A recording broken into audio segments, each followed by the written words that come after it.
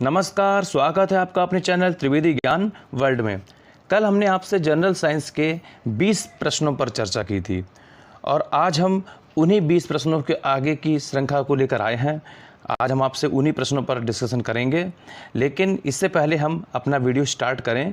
आपसे रिक्वेस्ट है कि आप वीडियो को पूरा देखना और अगर आपको वीडियो पसंद आए तो आप उसको लाइक कीजिएगा, चैनल को सब्सक्राइब कीजिएगा और ज़्यादा से ज़्यादा लोगों तक शेयर कीजिएगा। चलिए शुरू करते हैं आज का वीडियो।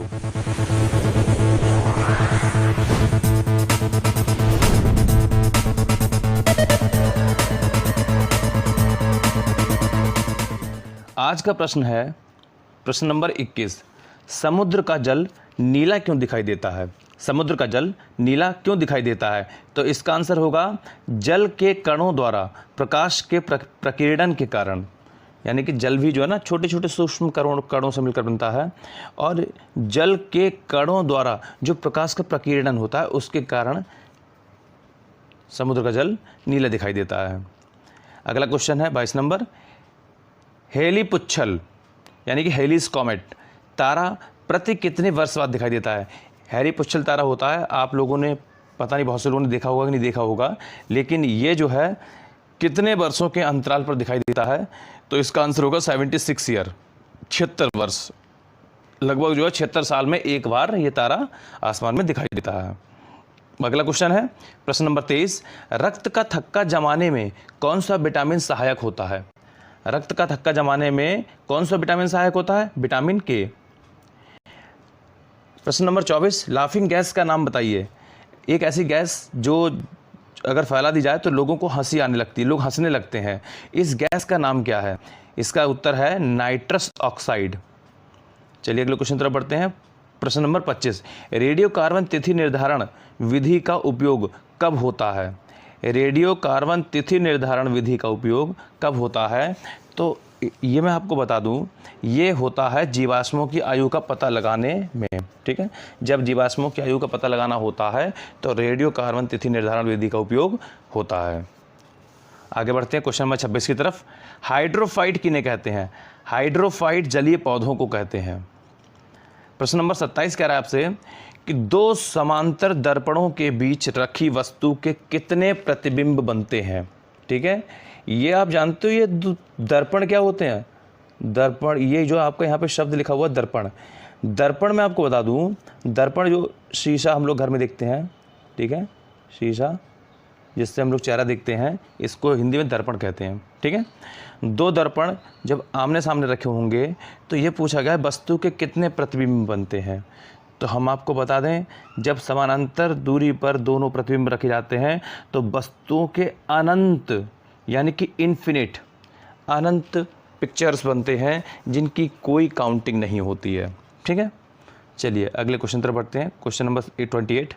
तेल का जल के ऊपर फैल जाने का क्या कारण है? आपने देखा होगा कि पानी में अगर आप तेल डाल दीजिए, चाहे आपका कैरोसिन हो, चाहे आपका सरसों का तेल हो या कोई भी तेल हो, ऑयल होना चाहिए, क्रूड ऑयल हो आपका, जैसे पेट्रोलियम ऑयल, पेट्रोल डीजल वगैरह कोई भी तेल हो, आप उसको पानी के ऊपर डालिए तो वो क्या पानी के ऊपर ही तैरता रहता है। इसका रीज़न क्या है? इसका रीज़न है, उत्तर देखिए इसका, तेल का पृष्ठ तनाव जल की अपेक्षा कम होने के कारण तेल जल के ऊपर तैरता रहता है। ठीक है, चलिए अगले क्वेश्चन तरफ पढ़ते हैं। क्वेश्चन नंबर 29 की तरफ।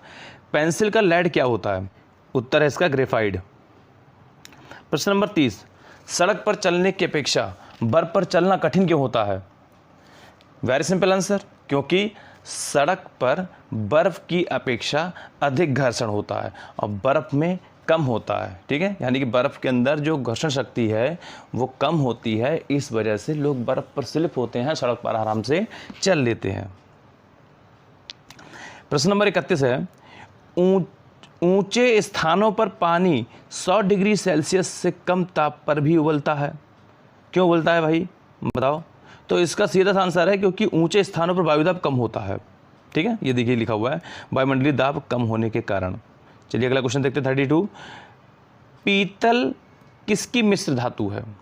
पीतल जो है किसकी मिश्र धातु है? तो इसका आंसर होगा तांबा और जस्ता। देखिए लिखा हुआ है उत्तर जस्ता और तांबा। प्रश्न नंबर 33 आपसे पूछ रहा है गैसों का दाब ज्ञात करने वाला यंत्र क्या कहलाता है? गैसों का दाब ज्ञात करने वाला यंत्र क्या कहलाता है? जो प्रेशर, गैसों का प्रेशर नापता है उसको कहते हैं मैनोमीटर। क्वेश्चन नंबर 34, मनुष्य में दाद, रिंग वॉर्म रोग के रोग कारक कवक का क्या नाम है? देखिए, आपने फफूंदी देखी है, ठीक है, जैसे आपने कोई खाद्य पदार्थ आपका खाने वाला है, फूड आइटम, अगर आप उसको कुछ दिनों के लिए गर्मी में या ऐसे ही खुला छोड़ देते हैं तो उस पर कुछ दिनों में फफूंदी आने लगती है, तो वो क्या होता है? वो कवक होता है। इसी तरीके हमारे बॉडी पर जो दाद निकलता है, कहते हैं दाद हो गई, खाज हो गई, खुजली हो गई, तो ये दाद जो होता है ये हमारी त्वचा की फफूंदी होती है, ठीक है। ये किस रोग कारक, यानी कि इस जो फफूंदी होती है इसका नाम क्या होता है? इस कवक का क्या नाम है? तो इसका नाम है आपका माइक्रोस्पोरम, ठीक है, माइक्रोस्पोरम। चलिए अगला क्वेश्चन देखते हैं। प्रश्न नंबर 35, स्कर्वी नामक रोग किस विटामिन के अभाव में होता है? किस विटामिन की कमी से होता है? Scurvy very simple, vitamin C की कमी से होता है। अगला क्वेश्चन है, सबसे भारी धातु कौन सी है? सबसे भारी धातु कौन सी है? तो इसका आंसर होगा ओस्मियम। ये सबसे भारी धातु होती है, इससे भारी धातु कोई नहीं है। प्रश्न नंबर 37 है आपका 37, विद्युत यानी कि इलेक्ट्रिसिटी का सबसे अच्छा चालक कौन सा है? यानी कि ऐसा मीडियम, ऐसा माध्यम जिसमें इलेक्ट्रिसिटी लोहा एल्युमिनियम से भी स्पीड से दौड़ जाती हो, ठीक है, जैसे आपके लोहे के तार हैं, एल्युमिनियम के तार हैं, कॉपर के वायर हैं, ठीक है। तो इन सबसे कहीं ज़्यादा स्पीड से कौन सी धातु है जिसमें इलेक्ट्रिसिटी दौड़ जाती है? तो उसका नाम है चांदी, सिल्वर, ठीक है, ये देखिए लिखा हुआ है उत्तर चांदी। क्वेश्चन नंबर 38 आपसे पूछ रहा है, यूरेनियम के नाभिकीय विखंडन में अंततः हमें क्या प्राप्त होता है? यूरेनियम का जब नाभिकीय विखंडन किया जाता है तो उसमें अंत में क्या प्राप्त होता है? तो इसका सीधा सा आंसर है सीसा प्राप्त होता है। क्वेश्चन नंबर 39, ध्वनि मापने की इकाई क्या है? ध्वनि मापने की इकाई, भाई सीधी सी बात है, यहाँ पर कोई भी टफ क्वेश्चन नहीं है।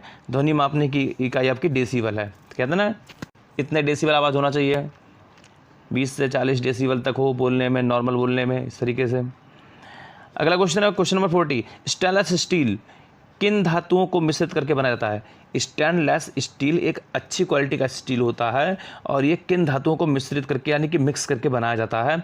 तो यहाँ पे आपका आंसर होगा क्रोमियम, लोहा और निकेल, ठीक है। निकेल आप जानते हैं क्या होता है? निकेल, निकेल जो, जैसे आप साइकिल, आपके घर में साइकिल होगी तो साइकिल का जो पुराने ज़माने की साइकिल जो आती है ना, सिंपल वाली साइकिल, जो आप उनको देखना, उनके हैंडल को देखना, तो हैंडल में आपको क्रोम की शाइनिंग दिखाई देती है, वो निकेल पॉलिश होती है, ठीक है। वहीं से आप अंदाजा लगा लीजिए कि निकेल क्या होता है।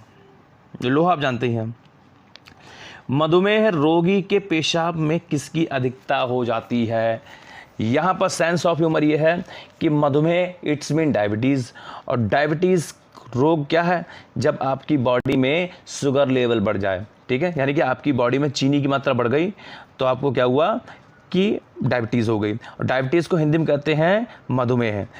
तो जाहिर सी बात है कि जब आपकी बॉडी में शुगर लेवल बढ़ रहा है, आपके ब्लड में शुगर लेवल बढ़ रहा है, तो आपके पेशाब में भी होगा। देखिए, इसको हिंदी में शर्करा कहते हैं। Question number 42, Bhopal gas tragedy में किस गैस का रिसाव हुआ था? भोपाल गैस ट्रेजेडी आपको याद होगी, 1982 की घटना है ये।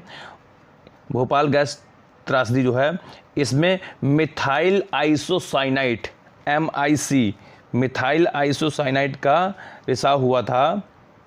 मैं लिख देता हूँ MIC, मिथाइल आइसोसाइनाइड का रिसाव हुआ था, और इस गैस के रिसाव से हजारों लोगों की मौत हुई थी और हजारों लोग अपंग हो गए थे। आज भी वहाँ पर अपंगता के लक्षण दिखाई देते हैं।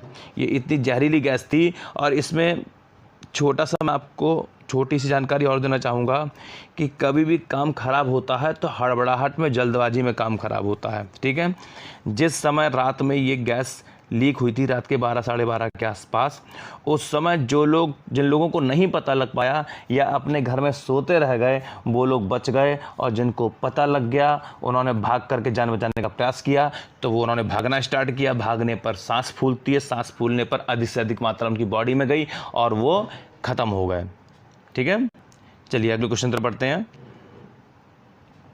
ये देखिए, इसका आंसर है मिथाइल आइसोसाइनाइड, इसका जो सूत्र है CH3NCO। अगला क्वेश्चन 43, मनुष्य की सुनने की कितनी सीमा है? यानी कि मनुष्य कितनी तेज आवाज़ सुन सकता है? कितनी अधिक आवाज़ सुन सकता है? तो यहाँ पर आपका दिया हुआ है 20 डेसिबल से 20,000 डेसिबल तक की आवाज़ मनुष्य अपने कानों से सुन सकता है। इसके ऊपर की आवाज़ से कान उसके बहरे हो जाएंगे, कान के पर्दे फट जाएंगे। प्रश्न नंबर 44 आपसे सीधा सीधा पूछ रहा है, विद्युत यानी कि इलेक्ट्रिसिटी, इसकी तीव्रता का मात्रक क्या है? यानी कि जो स्पीड है उसको किस में नापते हैं? हम लोग चलने को किलोमीटर, मीटर, सेंटीमीटर, फीट में नाप लेते हैं, ठीक है। दूध को हम लोग लीटर में नाप लेते हैं, ओके। वजन को हम लोग किलो में, किलोग्राम में नाप लेते हैं। तो ये आपकी इलेक्ट्रिसिटी है, इसकी तीव्रता किस में नापोगे? तो इसकी तीव्रता आपकी न्यूटन या फिर कूलाम में नापी जाती है। इसका आंसर ये देखिए, न्यूटन या कूलाम। अब आज की वीडियो का लास्ट क्वेश्चन है ये, ट्रैकोमा रोग किस अंग से संबंधित है? ट्रैकोमा रोग किस अंग से संबंधित है? इसका आंसर है आपका आँखों से संबंधित है। देखिए इसका उत्तर ये है, आँख से संबंधित है। चलिए दोस्तों, आज का वीडियो यहीं तक। अगले सेशन में हम एक से एक अच्छे क्वेश्चंस के साथ फिर हाजिर होंगे। आज का आपको सेशन कैसा लगा हमें कमेंट सेक्शन में ज़रूर बताना। हमारे वीडियो को लाइक कर देना, लोगों तक शेयर कर देना, चैनल को सब्सक्राइब कर लेना और अधिक से अधिक लोगों को फ़ायदा मिले ऐसा आप लोग भी कीजिए। और आपका सहयोग अगर बना रहेगा तो हम भी एक से एक अच्छे वीडियो, एक से एक अच्छे कंटेंट लेकर आते रहेंगे। तब तक के लिए हमें आज्ञा दीजिए। नमस्कार, जय हिंद, जय भारत।